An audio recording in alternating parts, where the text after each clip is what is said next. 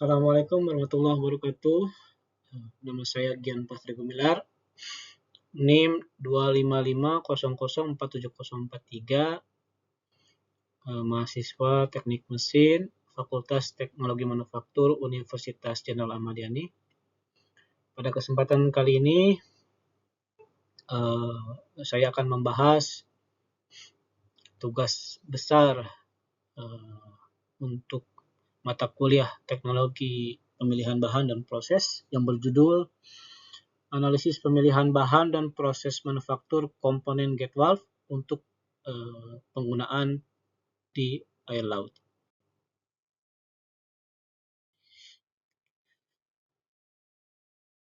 Selanjutnya, latar belakang. Yang melatar belakangi adalah di mana gate valve sendiri banyak dipakai untuk katup isolasi ya pada perpipaan di industri-industri, dan banyak juga dipakai untuk penggunaan fluida air laut. Fluida air laut sendiri memiliki banyak sekali komponen yang dapat mengorosi material. Ya, salah satunya adalah ion klorida, sehingga umur pakai dari aset tertentu akan turun akibat dari proses korosi tersebut. Dengan demikian, pemilihan material dan proses manufaktur itu tentu sangat penting untuk memperoleh performa dari equipment yang akan kita pakai pada fluida air laut. Yang jadi rumusan masalah yaitu yang pertama tentunya menentukan material yang terbaik untuk setiap komponen dari gate valve. Kemudian menentukan proses manufaktur yang sesuai. Yang ketiga, menganalisis hubungan material, proses, dan biaya. Tujuan tentunya dengan menerapkan metode Ashby diharapkan dapat memilih material yang optimal untuk gate valve pada penggunaan air laut dan memilih proses manufaktur yang sesuai dengan material yang dipilih serta bentuk yang ada. Kemudian mengevaluasi aspek teknis dan ekonomis. Baiklah, untuk selanjutnya berdasarkan metode Ashby sebagai rujukan literatur yang dipakai pada makalah kali ini, itu dalam pemilihan material ada beberapa tahap yang harus dilakukan. Yang pertama, proses translasi. Itu kita harus mendefine persyaratan desain seperti apa fungsi dari peralatan yang akan dipakai, kemudian batasan-batasannya, kemudian tujuan-tujuannya, serta variabel bebas apa yang bisa kita pakai atau gunakan. Setelah itu, setelah mentranslasi persyaratan desain, kita harus melakukan screening terhadap material-material yang ada. Material-material yang ada yang dibatasi oleh batasan-batasan dari atau persyaratan-persyaratan yang harus dipenuhi oleh material. Setelah proses screening, itu kita harus meranking material yang terpilih atau yang terseleksi tersebut berdasarkan material mana yang dapat melaksanakan tugas sesuai dengan harapan yang lebih baik. Kemudian selanjutnya adalah mencari atau melihat informasi-informasi pendukung baik itu literatur maupun dari pengalaman lapangan yang bisa kita pakai untuk memilih suatu material. Dan pada akhirnya material yang paling baik yang bisa kita dapatkan untuk dipilih pada proses selanjutnya, yaitu proses manufaktur. Kemudian proses selanjutnya adalah seleksi proses manufaktur, di mana tidak beda jauh dengan proses seleksi material, harus mengikuti tahapan-tahapan seperti translasi, kemudian screening proses-proses material, proses-proses manufaktur yang ada, yang cocok dengan material dan bentuk ataupun ukuran yang diperlukan. Kemudian setelah itu meranking proses manufaktur yang terseleksi tadi dari yang paling terbaik hingga yang kurang begitu baik. Dan pada akhirnya tahap selanjutnya adalah melihat juga informasi-informasi pendukung, baik itu literatur maupun pengalaman lapangan yang bisa kita pakai untuk memilih proses manufaktur. Sehingga kita bisa mendapatkan proses manufaktur yang paling tepat untuk material yang akan kita buat. Ini salah satu contoh diagram pemilihan material, yaitu menggunakan diagram fracture toughness terhadap elastisitasnya. Karena kita membahas gate valve untuk fluida air, maka parameter ini bisa kita gunakan untuk menyeleksi material-material yang bisa digunakan pada kondisi lingkungan, air laut, temperatur, ataupun tekanan kerjanya. Kemudian untuk diagram pemilihan proses manufaktur itu pun ada beberapa diagram-diagram bantu yang bisa kita gunakan untuk menyeleksi proses manufaktur yang tepat. Yang pertama itu matriks proses material. Jadi kita meng-screening proses manufaktur yang sesuai dengan material yang kita pilih. Terus kemudian selanjutnya adalah men-screening berdasarkan bentuk benda yang akan kita buat. Kemudian selanjutnya proses screening berdasarkan massa benda yang akan kita buat. Massa yang akan kita buat. Ya. Selanjutnya bisa juga screening berdasarkan ketebalan penampang benda yang akan kita buat. Dan selanjutnya itu berdasarkan toleransi. Semakin tinggi toleransi, berbeda-beda toleransi, berbeda pula proses manufaktur yang ada. Kemudian kekasaran permukaan. Dan selanjutnya adalah economic batch size atau ukuran produksi.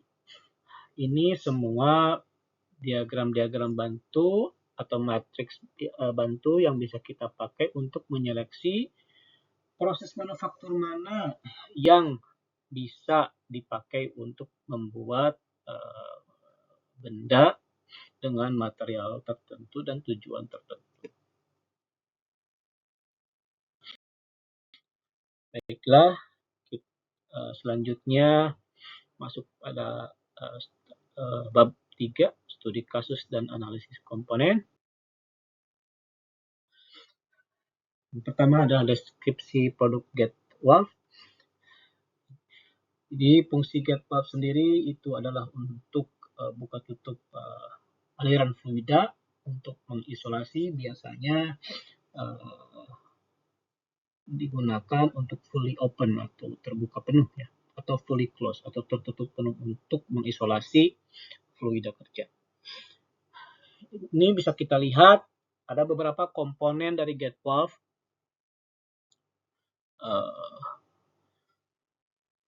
Di antaranya adalah ada body, ini body, kemudian bonnet,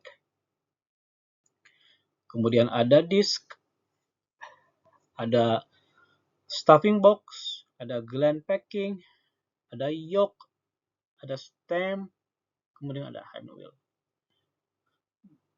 Di bagian-bagian ini atau parts-parts ini yang harus kita pilih material dan proses manufakturnya agar GetWalve yang diperoleh itu bisa tahan pada kondisi lingkungan air laut.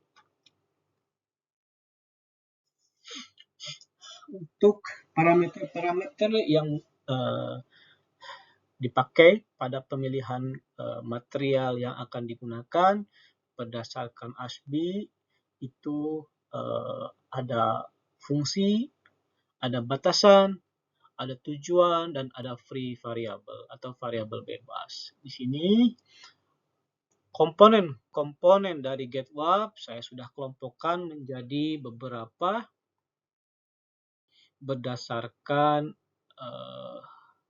fungsinya. Bisa kita lihat sebagai salah satu contoh body dan bonnet yang merupakan pressure containing parts atau yang mengcontain fluida kerja yang bersentuhan langsung dengan fluida kerja dan menahan tekanan temperatur dari fluida kerja. Itu memiliki batasan di mana kedua komponen tersebut harus memiliki kekuatan tinggi dan ketahanan korosi terhadap air laut, kemudian mampu dibuat. Adapun tujuan yang harus dicapai adalah tentunya umur pakai tinggi, yang artinya reliable, tidak cepat korosi, tidak cepat rusak karena air laut, namun dengan biaya yang ekonomis. Dan free variable yang bisa kita pilih adalah material. Untuk selanjutnya ada gate, ada stem, ada C-string.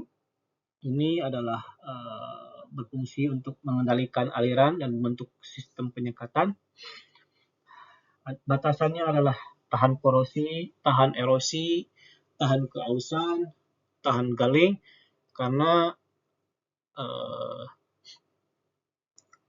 ini merupakan sisi dalam yang kontak langsung dengan fluida air laut dengan kecepatan tertentu yang menyebabkan erosi karena adanya partikel berkontak langsung dengan ion klorida dengan fluida air laut yang menyebabkan korosi, sehingga pemilihan material itu harus tepat. Tujuannya tentunya adalah keandalan dan umur pakai tinggi agar tidak terjadi kebocoran atau bypass ataupun leak pada bagian internal.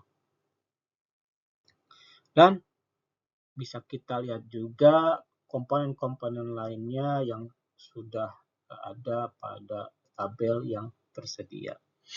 Dengan metode sama, berdasarkan fungsi, batasan, tujuan, dan variabel bebas yang sudah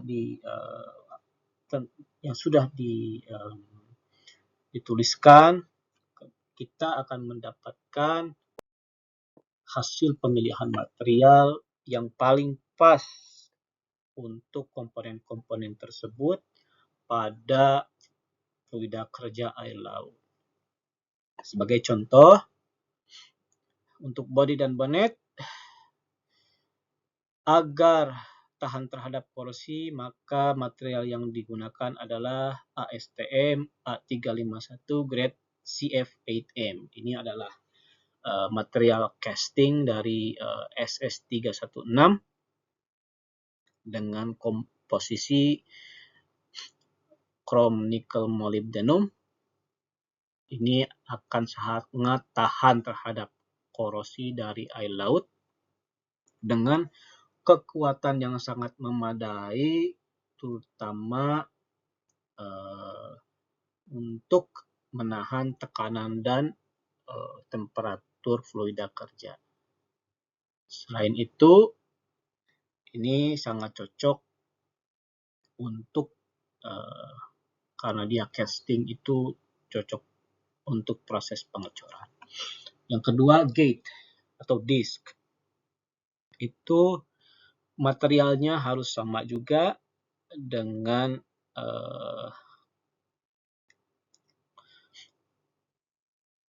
bodinya agar tidak terjadi galvanic corrosion. Namun karena flow yang mengalir menyebabkan erosi, maka pada surface-nya harus dilakukan hard facing untuk mengurangi tingkat keausan. Yang lainnya juga sama, berdasarkan parameter-parameter yang sudah disampaikan sebelumnya, maka terpilihlah material-material yang sangat cocok untuk gate valve yang digunakan untuk air laut.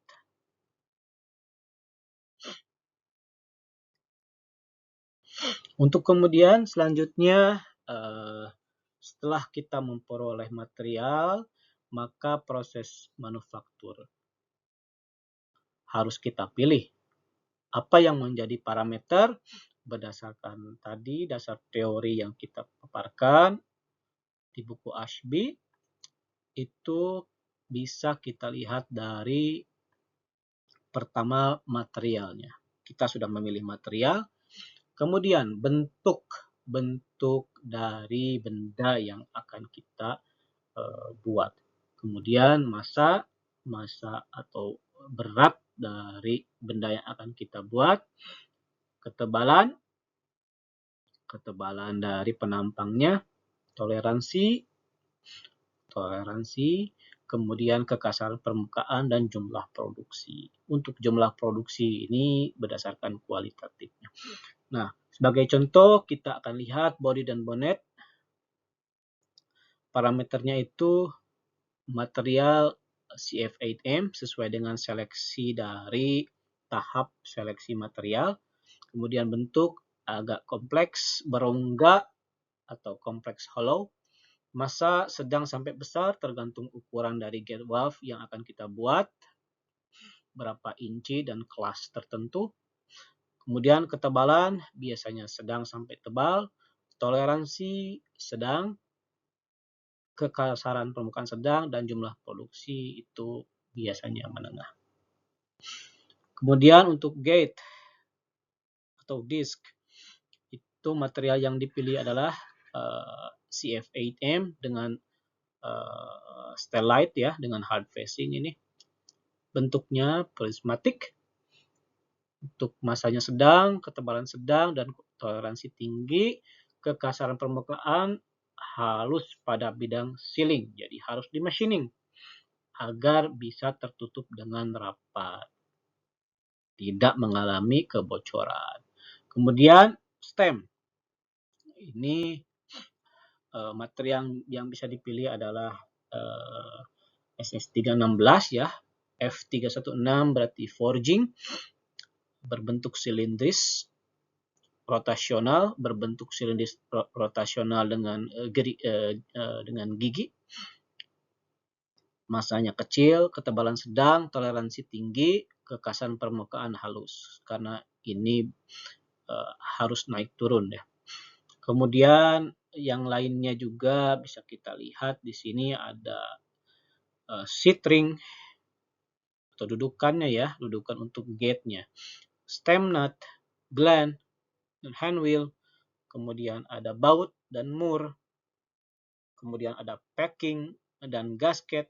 Ini packing dan gasket dengan material graphite ya biasanya. Jadi bukan metal ya. Non metal ya. Inilah proses parameter pemilihan proses manufaktur yang kemudian akan kita lanjutkan dengan pemilihan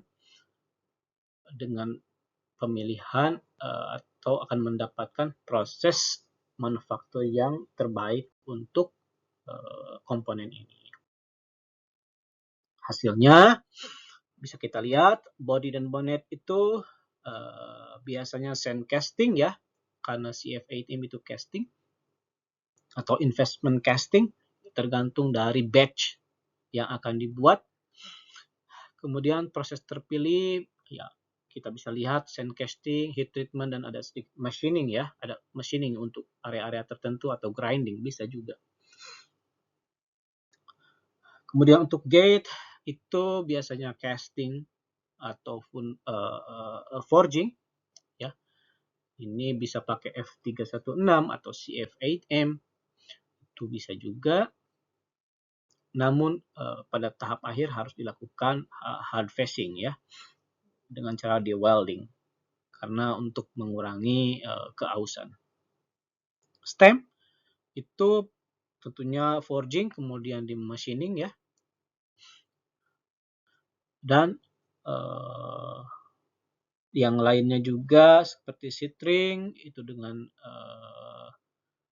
machining, stem nut, turning, drilling, threading, gland dengan casting machining, handwheel dan sand casting dan machining, bolt and nut, cold heading, thread rolling, heat treatment, packing and gasket, machining, compression molding, spiral winding. Ini proses-proses yang terpilih berdasarkan material dan komponennya tersebut. Sekarang untuk analisis biaya. Faktor-faktor yang dijadikan untuk melihat biaya adalah yang pertama tentu harga material, kemudian biaya tooling, kemudian machining, kemudian perlakuan panas, kemudian hard facing, dan jumlah produksinya.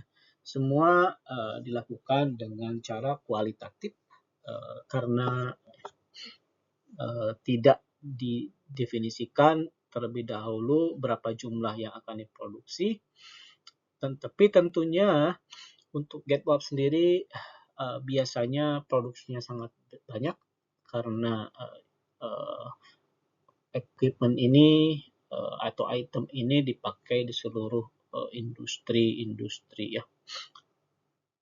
Hasil dari faktor-faktor biaya tadi yaitu material yang dipakai kebanyakan adalah stainless steel karena ketangguhan untuk air laut, untuk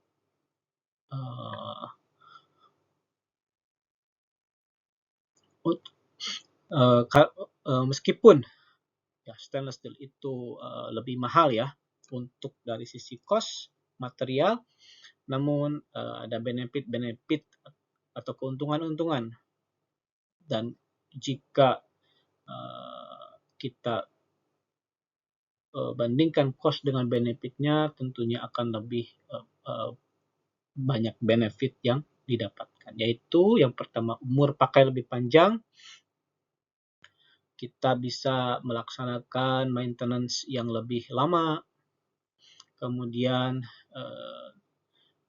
tidak terjadi korosi, terus secara jangka panjang akan lebih ekonomis ya untuk perusahaan. Baiklah, selanjutnya adalah kesimpulan dan saran. Ya, bisa disimpulkan bahwa metode Ashby dalam seleksi material dan proses itu sangat efektif ya. Yang kemudian pemilihan material untuk gate valve pada fluida air laut itu dipilih dari kelompok stainless steel, baik itu casting maupun forging. Untuk material utamanya seperti body, bonnet, stem, wedge, dan untuk untuk bagian proses manufaktur yang terpilih itu kebanyakan di sand casting ataupun forging, tergantung dari banyaknya jumlah produksi. Dan tentunya kombinasi semua ini, kombinasi dari material dan proses memenuhi kebutuhan layanan air laut atau service in seawater. Saran atau rekomendasi untuk selanjutnya, makalah bisa disempurnakan atau bisa dilakukan juga riset mengenai penggunaan duplex stainless steel untuk air laut dibandingkan dengan stainless steel ini. Kemudian analisis life cycle cost ya, dan bisa juga simulasi menggunakan CAD ya atau CAE, Computer Aided Engineering ya, untuk melihat atau menganalisis proses atau material mana yang baik, yang paling baik, dan tentunya memvalidasinya melalui pengujian eksperimen. Baiklah, sekian presentasi dari saya. Mohon maaf apabila ada kesalahan dalam tutur kata. Terima kasih. Assalamualaikum warahmatullahi wabarakatuh.